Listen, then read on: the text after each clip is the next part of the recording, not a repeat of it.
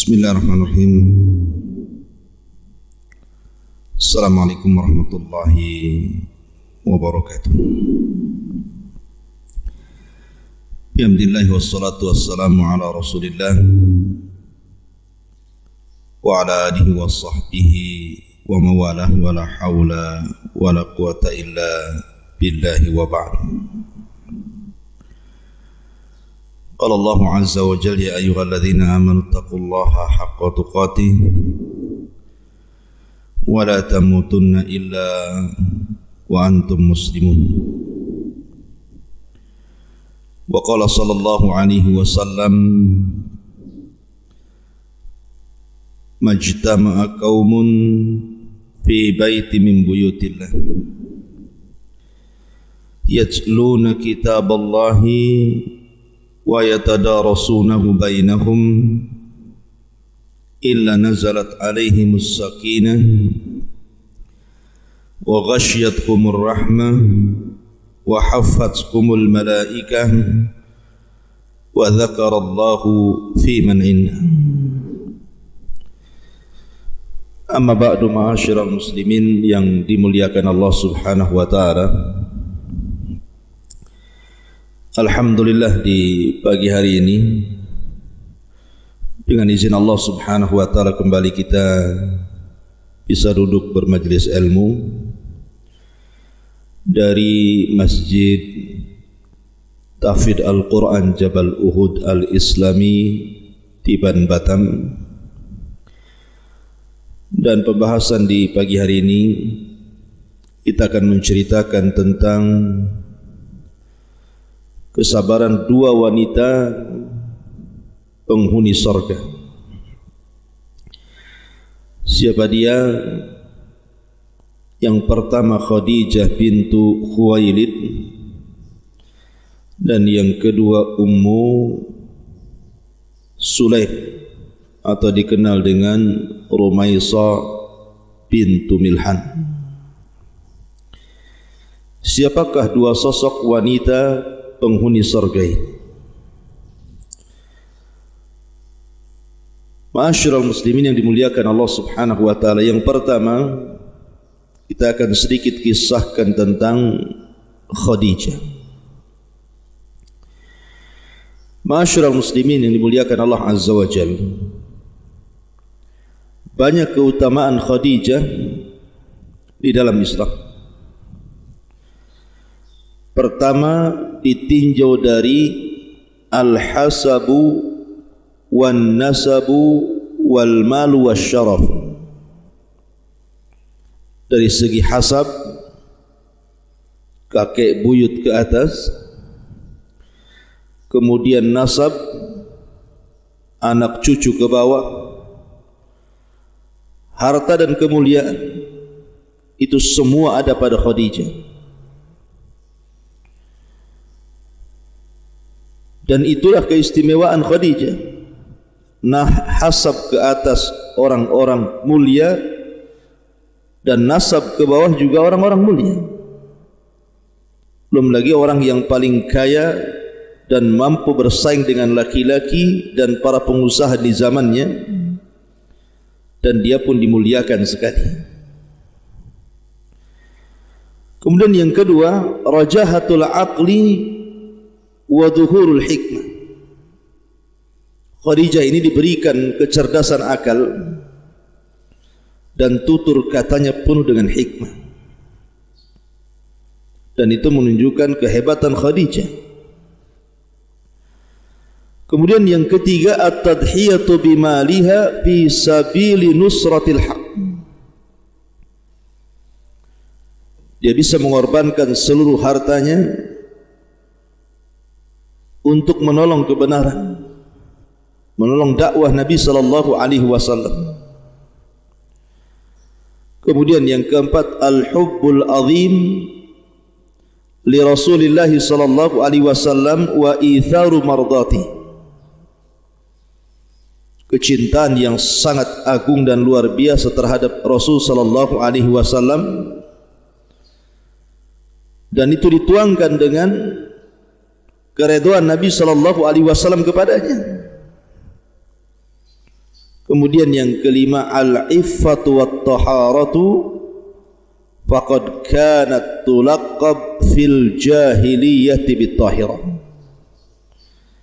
Bahkan Khadijah dikenal dengan iffahnya, menjaga kehormatan. Bahkan di zaman jahiliyah dia dikenal dengan wanita suci. Orang-orang jahiliyah biasa mengatakan kharajtu minat tahirah wa dakhaltu ila tahirah.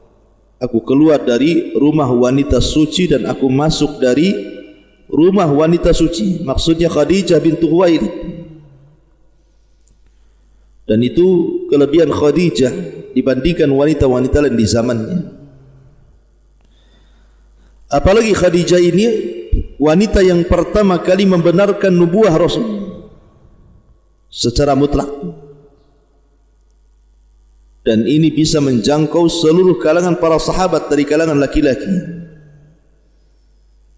Dia wanita yang pertama beriman yang menjangkau seluruh kaum laki-laki. Kemudian juga dihabar gembirakan surga kepada Khadijah.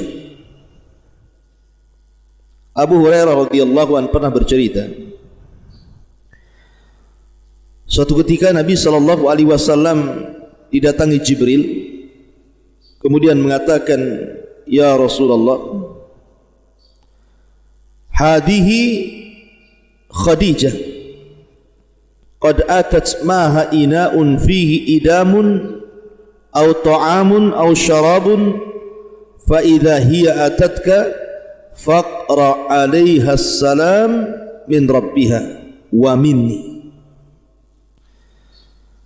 Kata Jibril kepada Nabi SAW, ya Rasulullah, inilah Khadijah, telah datang bersamanya bejana yang isinya lauk pauk, makanan dan minuman. Apabila Khadijah datang kepadamu, bacakan salam dariku, sampaikan salam dari Rabbnya dan dariku. Wa basyirha bi baitin fil jannati min qasabin la sakhaba fiha wala nasab. Dan habar gembirakan kepada Khadijah akan istana yang Allah sediakan bagi dia di sorga, yang terbuat dari mutiara, yang tidak ada kebisingan dan tidak ada keletihan. Wanita yang dihabar gembirakan luar biasa langsung oleh malaikat Jibril, dan dia dijanjikan dengan istana yang luar biasa di sorga, terbuat dari mutiara yang sangat indah. Dan di sini juga menunjukkan bahwa Jibril alaihi salatu wasallam sampai menitipkan salam, dan itu fadlu Khadijah. Bahkan Nabi SAW sendiri mengatakan, khairu nisaiha Maryamu wa khairu nisaiha Khadijah. Sebaik-baik wanita adalah Maryam dan sebaik-baik wanita adalah Khadijah. Dalam riwayat, 4 wanita terbaik dunia adalah Asia bintu Muzahim, kemudian Maryam bintu Imran, kemudian Khadijah bintu Khuwailid, dan Fatimah bintu Rasulullah sallallahu alaihi wasallam. Kemudian juga lahir dari sulbi Khadijah ini seluruh anak keturunan Nabi SAW selain Ibrahim, karena Ibrahim putra budaknya. Artinya bahwa keberlangsungan keturunan Nabi SAW sampai hari ini, bahkan sampai kiamat dibangkitkan, tidak ada dari jalur istri-istri selain Khadijah. Khadijah lah yang melahirkan Fatimah. Fatimah lah yang melahirkan Hasan dan Husain. Dari Hasan dan Husain inilah keturunan Nabi SAW berkembang sampai hari ini. Ma'asyiral muslimin yang dimuliakan Allah Azza wa Jalla. Dan kebaikan Khadijah kepada Nabi SAW tidak diragukan lagi. Al jazaa'ul ihsan illa al ihsan. Balasan kebaikan itu pasti kebaikan yang sama. Itulah yang dilakukan Nabi SAW. Makanya karena melihat kebaikan Khadijah yang begitu luar biasa kepada Rasul, Rasul membalasnya dengan cara apa? Pertama, Nabi SAW tidak menikah sampai Khadijah wafat. Artinya tidak berpoligami sampai Khadijah wafat. Padahal mampu bagi Nabi SAW untuk berpoligami, tapi kecintaan kepada Khadijah mencukupkan satu wanita dan tidak diletakkan banyak wanita dalam hatinya. Yang kedua, hubbuhul azim wa adamu nisyanihi hatta ba'da mamati. Kecintaan Nabi SAW yang sangat dalam kepada Khadijah dan tidak bisa dilupakan hatta sampai kepada kematiannya. Bahkan wafatnya Khadijah menjadikan tahunnya disebut Amul Hazni, tahun kesedihan, dan Rasul mengatakan inni qad ruziktu hubbaha, sungguh aku telah diberikan rizki untuk mencintai Khadijah selamanya. Luar biasa. Sampai-sampai wafatnya Khadijah menjadikan Rasul sempat kebingungan, selalu menangis. Lihat tempat tidur terbayang Khadijah, lihat tempat duduk Khadijah terbayang Khadijah. Bahkan sampai Khalah bintu Khuwailid, saudari daripada Khadijah, mengetuk pintu disangka istrinya Khadijah, ada sudah wafat. Bahkan selalu memuji Khadijah di hadapan istri-istrinya yang lainnya, sampai memicu kecemburuan Aisyah radhiyallahu anha. Tetapi Nabi SAW menjelaskan betapa cintanya dia kepada Khadijah karena ada alasan. Dia orang yang pertama beriman di saat manusia kufur. Dia wanita yang pertama kali memberikan hartanya di saat manusia bakhil. Dia pertama wanita yang membenarkannya di saat manusia mendustakannya, dan dari sulbinya lahirlah keturunannya. Dan itu tidak ada pada wanita yang lain. Ma'asyiral muslimin yang dimuliakan Allah Subhanahu wa ta'ala, itulah Khadijah. Lalu yang ingin saya ceritakan dari sisi Khadijah ini, saya tidak hendak menjelaskan biografi terlampau panjang, terlampau banyak yang diceritakan. Saya ingin bercerita dari sisi kesabaran Khadijah, satu akhlak dari sekian akhlak yang dimiliki oleh Khadijah. Kesabaran, karena sungguhnya akhlak sabar itu akhlak yang sangat mulia. Wa basyiris sabirin, berbahagialah bagi orang-orang yang sabar. Innama yuwaffas sabiruna ajrahum bighairi hisab. Allah akan memberikan balasan kepada orang-orang yang sabar itu tanpa batas. Makanya akhlak ini yang sangat menonjol dari Khadijah.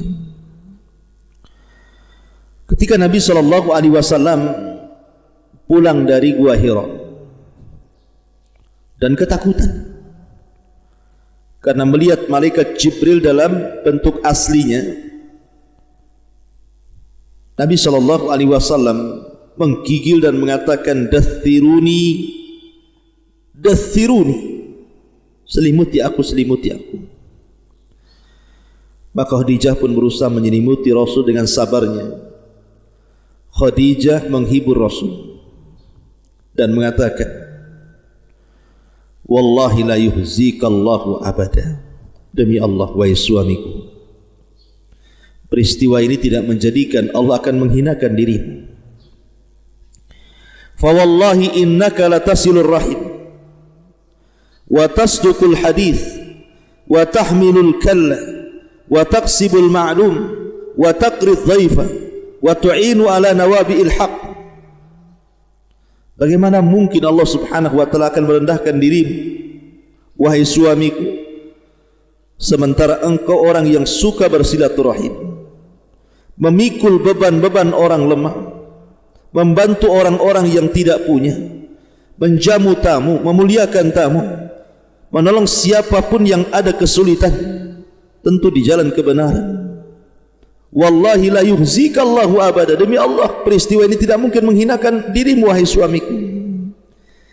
Jadi Khadijah berusaha untuk menyabarkan Nabi SAW dengan kesabaran. Tetapi Khadijah tidak cukup hanya sekedar menghibur, dia pun mencari solusi.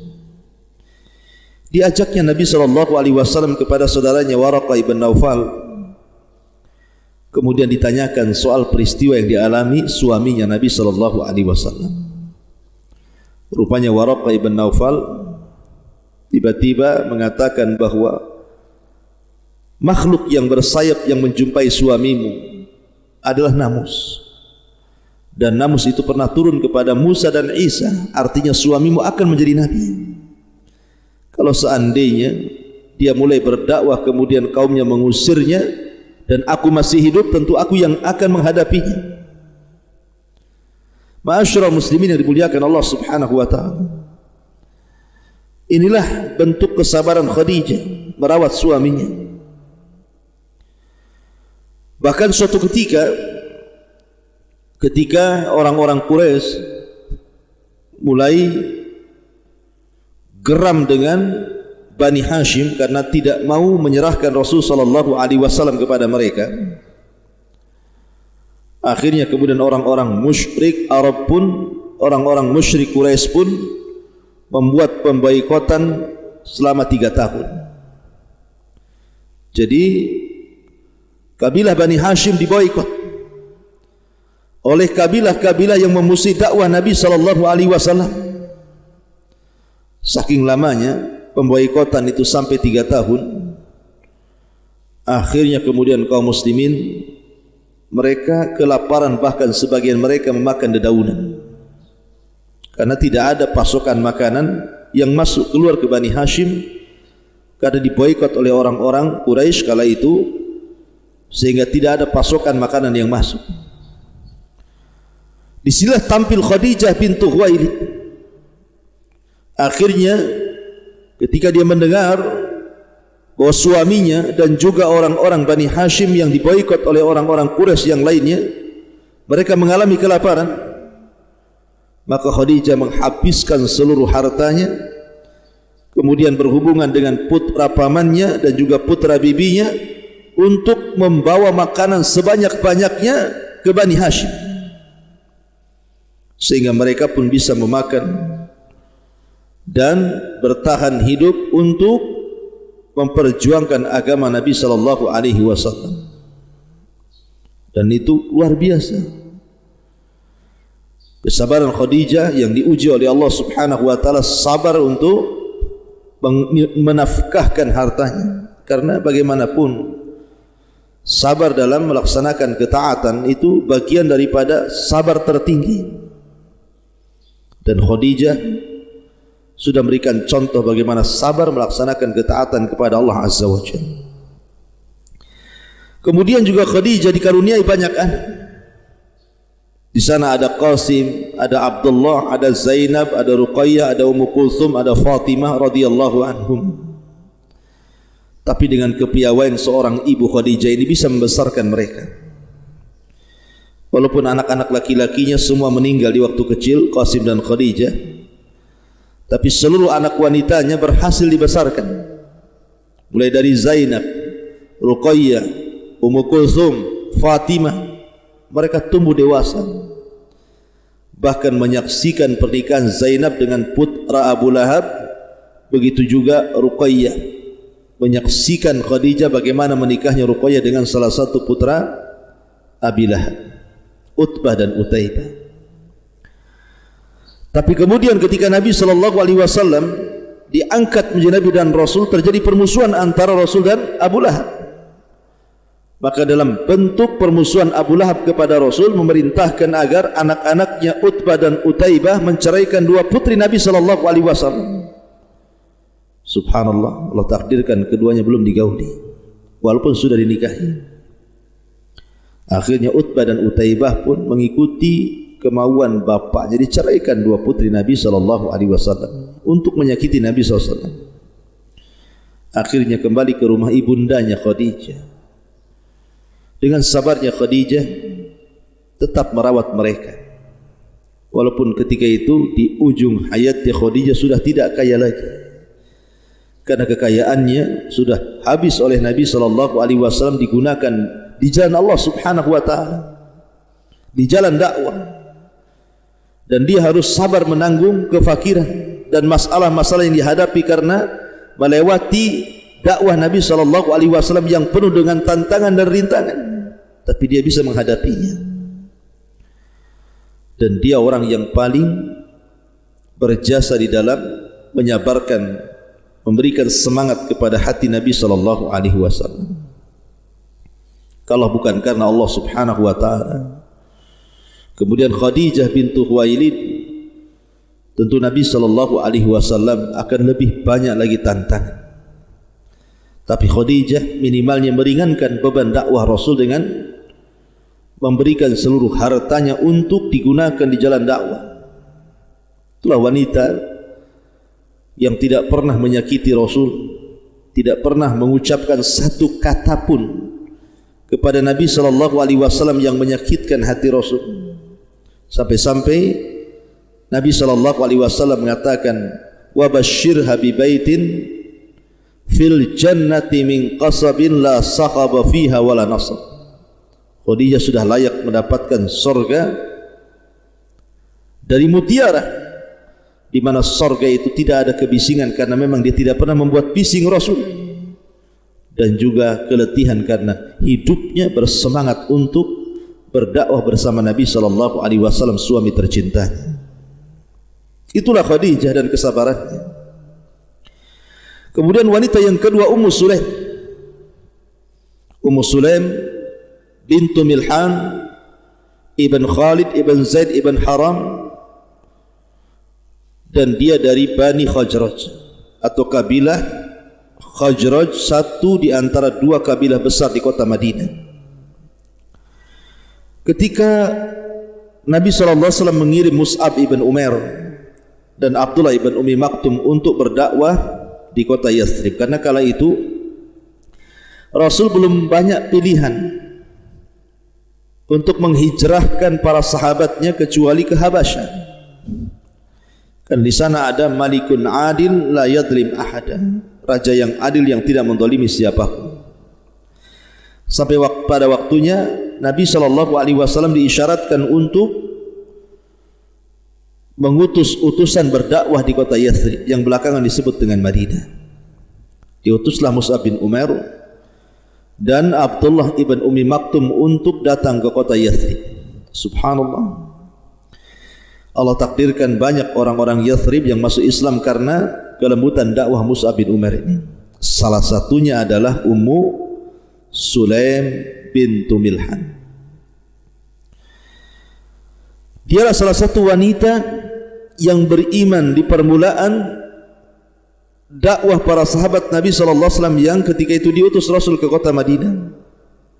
Artinya Ummu Sulaim termasuk awail, termasuk orang-orang awal dari kalangan Ansar, wanita yang masuk Islam. Tapi suaminya Allah Subhanahu wa Ta'ala takdirkan tidak masuk Islam. Ummu Sulaim ini punya suami tidak masuk Islam, Malik ibn Nadhr. Justru ketika kemudian Ummu Sulaim ini masuk Islam, dan kita tahu bahwa kecintaan Ummu Sulaim kepada Malik ibn Nadhr suaminya ini luar biasa. Luar biasa sangat cintanya kepada suami. Tapi ketika kemudian dihadapkan lebih cinta mana antara suami ataukah Islam, maka Ummu Sulaim lebih memilih Islam. Dia kalahkan kecintaan kepada suaminya dengan kecintaan kepada hidayah. Makanya ketika Anas ibn Malik, anaknya yang masih bayi, dalam pangkuan Ummu Sulaim selalu mentalkinkan 2 kalimat syahadat, dan itu membuat jengkel suaminya. Akhirnya suaminya bersumpah untuk tidak mau satu atap dengan istrinya. Dia pun berangkat berniaga menuju Syam, tapi Allah takdirkan meninggal tengah jalan. Maka Ummu Sulaim pun menjanda dengan memiliki satu putra, Anas ibn Malik ibn Nadhr radhiyallahu anhu. Ma'asyiral muslimin yang dimuliakan Allah Subhanahu wa taala, ketika dia sudah menjanda dan sudah hilang masa idahnya, banyak para sahabat yang melirik dia.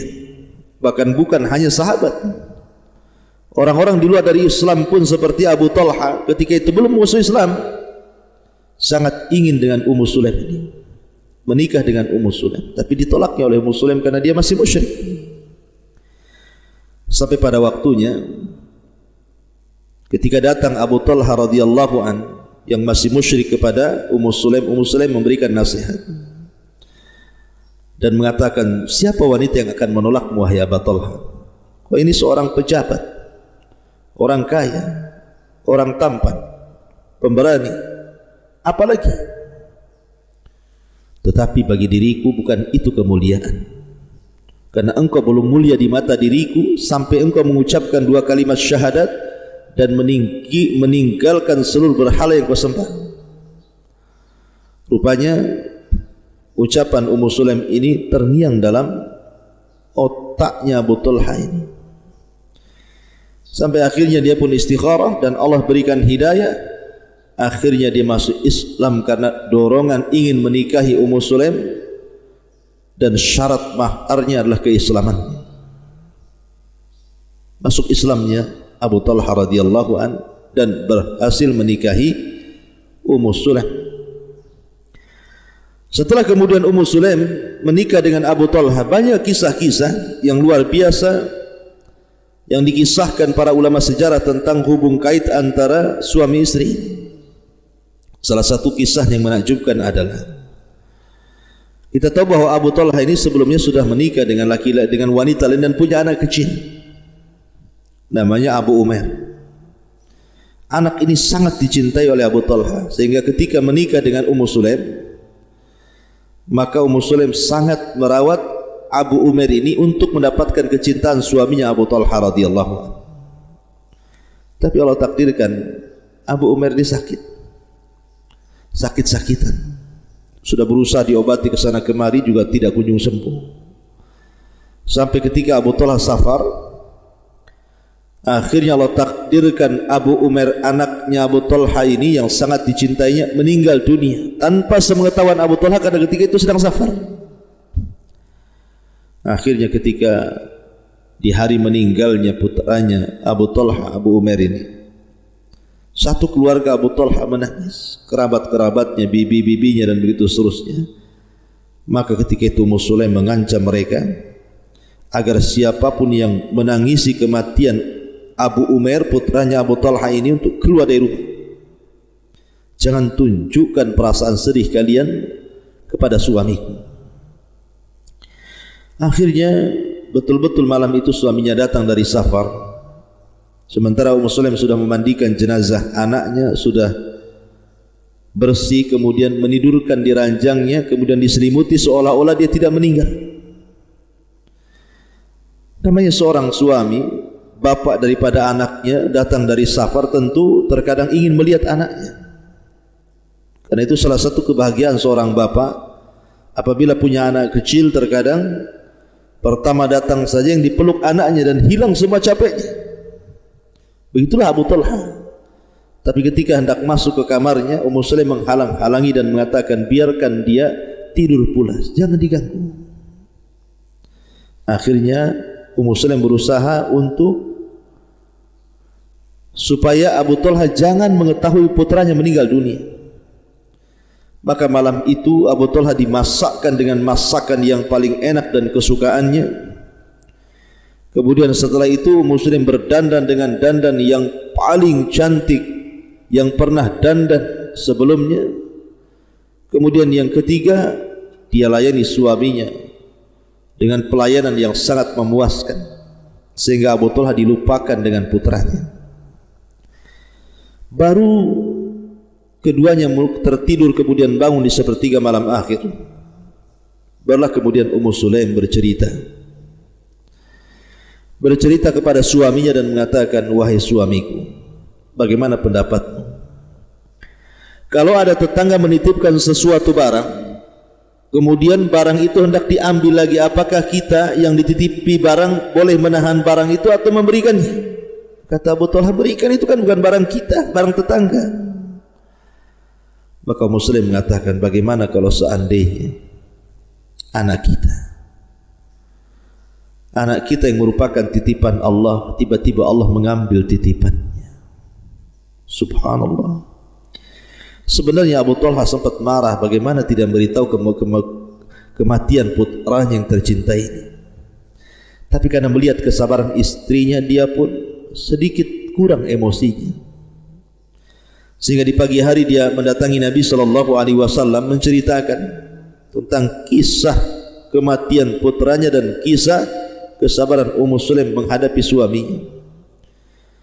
Maka Abu Talha pun bercerita bahwa semalam Ummu Sulaim begini sampai melakukan hubungan sementara aku tidak tahu anakku meninggal dunia dan aku dihiburnya begini. Maka Rasul mengatakan, barakallahu lakuma fi lailatikuma, semoga Allah berkahi kalian berdua di malam kalian berdua itu.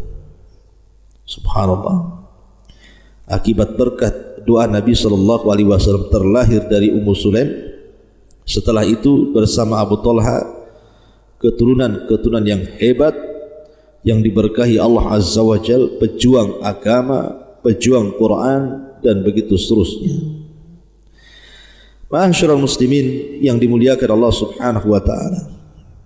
Intinya bahwa Ummu Sulaim mengajarkan kepada kita kesabaran, ketabahan hidup, dan bagaimana cara menghadapi hidup yang banyak rintangan dan tantangan.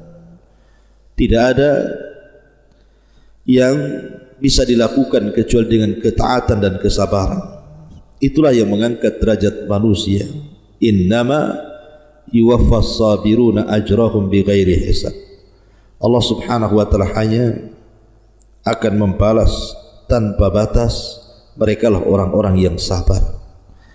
Maka mudah-mudahan kita diberikan akhlak yang sangat mulia ini, yang merupakan hisal ataupun ciri dari akhlak-akhlak para nabi, akhlak-akhlak wanita-wanita saleh dan orang-orang hebat di zaman salaf. Mudah-mudahan ada manfaatnya. Subhanaka bihamdika asyhadu an la ilaha illa anta astaghfiruka wa atubu ilaik. Allahu ta'ala. Assalamualaikum warahmatullahi wabarakatuh.